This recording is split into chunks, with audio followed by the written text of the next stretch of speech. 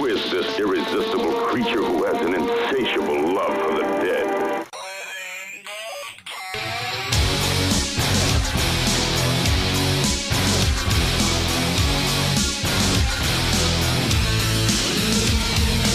Hey, how you going there, peeps? Phil here from MTG Kiwi Philosophy here again, bringing you another deck tech. This time, this is my Golgari Sacrificial Reanimation deck. Alright, well let's kick it off with our build-arounds. In our build-arounds, we have 4 copies of Thousand-Eyed Izoni, 6-drop 2/3 Undergrowth, get a token creature for each creature in our graveyard, and sacrifice another creature, gain 1 life and draw a card. So having a card engine is fantastic. And the second part of our build around is 4 copies of Poison Tipped Archer, a 4-drop 2/3 reach death touch creature with whenever a creature dies, each opponent loses a life. So as you can see, the two marry up quite nicely. As we sacrifice a creature of our own to gain a life and draw a card, they lose a life. So we're getting that same kind of ability that you get from Slimefoot, only it doesn't have to be a sapling, it can be any creature, which is really fantastic for us. Alright, so what we're going to do now is we're going to move into our low curve and into our high curve and synergies. Alright, okay, so let's get into our low curve. And the first of our low curve, we're going to go with our 2-drops. And most of it is removal or pseudo removal, so that we can get to our mid game, which is where we really want to do our damage. So we're going to go with 4 copies of Assassin's Trophy, 2 copies of Cast Down, and 4 copies of Direfleet Poisoner.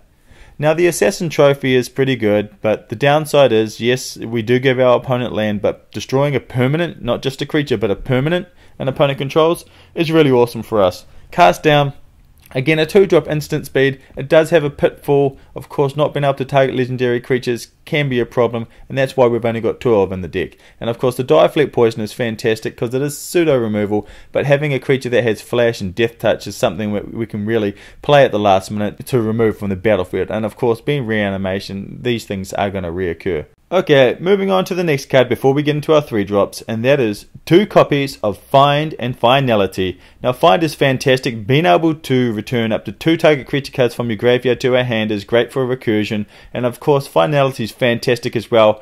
We may put 2/+1 counters on a creature we control, and then all creatures get -4, -4. Now this is a primo target for the Poison Tip Archer, because what's going to happen is that we target the Poison Tip Archer, and then all other creatures get -4. Our opponents will lose life equal to the number of creatures that have died. And of course, we're more than likely going to have something that's going to be able to reanimate Izoni. Alright, well let's move on to our 3-drops. And our 3-drop slot's very small. We've only got 1 card in it, and it's 2 copies of Journey to Eternity. Now the Journey of Eternity is fantastic. Having a 3-drop enchantment that we can put on a creature, and when that creature dies, we can then flip it. And of course, then we can return creatures from our graveyard every turn. And that's really awesome. And being able to have a land that can do that constantly, because once it becomes a land, it really can only be a target of Field of Ruin or something similar to that, that actually destroys a target land. But the beauty is, once again, it's a recursion. So it's recursion when it's in play, and then it's recursion when it's being flipped. And being able to do that means that our reanimation is online. Alright, well let's move on to our 4-drops.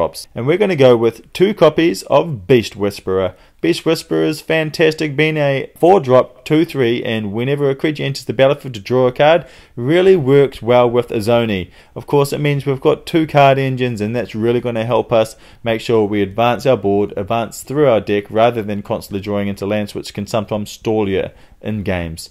Alright, well let's move on to the next card. And the next card, we want 4 copies of Golgari Findbroker, because the Findbroker is a 4-drop 3/4. It's fantastic, strictly better than a Gravedigger, because you can return a permanent to your hand. It doesn't even have to be a creature, which is really fantastic. And you're going to find later in our deck that this card is so much value once we get to the late game.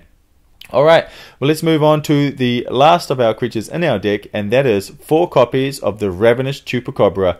Chups is fantastic, you know, being able to ETB and destroy a creature is awesome. And then of course when you have the Journey to Eternity and we transform it into Edzal Cave of Eternity, means that we can actually sack it to Izoni, and then we just put it straight back into play, and of course, you know, we're triggering another creature. So of course we've got, you know, card draw and card removal all in one, plus dealing damage, gaining a life. The card has really fantastic synergy, and of course the deck itself is just an absolute beast. Alright, well, let's move on to the last card in the deck before we get into our lands in our sideboard. And of course the last card is 4 copies of Mastermind's Acquisition. Now the acquisition is fantastic. Being able to choose a card from our library or from our sideboard is really fantastic. So when we get to our sideboard, you're going to see how this really marries up and helps our deck so much. Alright, well, let's get into our lands, and of course we'll get into our sideboard. And our lands in our deck, we're going to go with 4 copies of Woodland Cemetery, 4 copies of Overgrown Tomb, we're going with 4 copies of Memorial to Folly, 6 swamps and 6 forests. Now I don't need to talk about why we have the memorial in there. It's very obvious. Once again, it's recursion from the graveyard. Okay, so in our sideboard we're going to go with all of the Vraska cards actually, and we're going to have 3 copies of Vraska Relic Seeker, 2 copies of Vraska's Golgari Queen, and 3 copies of Vraska's Contempt. So having the Relic Seeker is fantastic. It's so much value. We can get it into play once we have a Mastermind's Acquisition, and of course straight away we can either remove a creature or an enchantment or even an artifact, and of course getting that treasure token so we have a little bit of extra mana. Creating a creature token, which is also good, which means we can sacrifice it to Izoni, and of course the ulti was fantastic because we all know that Vraska is a very good card. Now the Vraska, the Golgari Queen, is really awesome with this deck also because it synergizes with the life sacrificing and drawing cards. So once again, being able to use the Mastermind's Acquisition and pull it from our sideboard into play, being able to put it into play, and plus to it, get ourselves sacrifice one of our token creatures, draw a card, gain a life. It doesn't matter if we don't have Izoni, we can still use it with this card as well. The second ability is just like Vraska's other second ability, being able to destroy a non-land permanent with a converted mana cost of 3 or less is fantastic for us also. And the -9, whenever a creature we control deals combat damage to a player, they lose the game. And of course with so many token creatures, that's going to be really hard for our opponents to deal with. And of course Vraska's Contempt is the way for us to get rid of Planeswalkers, because once again we need it in our sideboard so we can bring it in for Planeswalkers, or we can just use it with our Mastermind's Acquisition to be able to just use it straight away. Alright, well, let's move on to the next card in the sideboard. Okay, so moving on to the last cards, we're going to go with 2 copies of Ritual of Soot. Now, Ritual of Soot is in there for the sole purpose that it's a 4-drop removal spell for all creatures with a converted mana cost of 3 or less.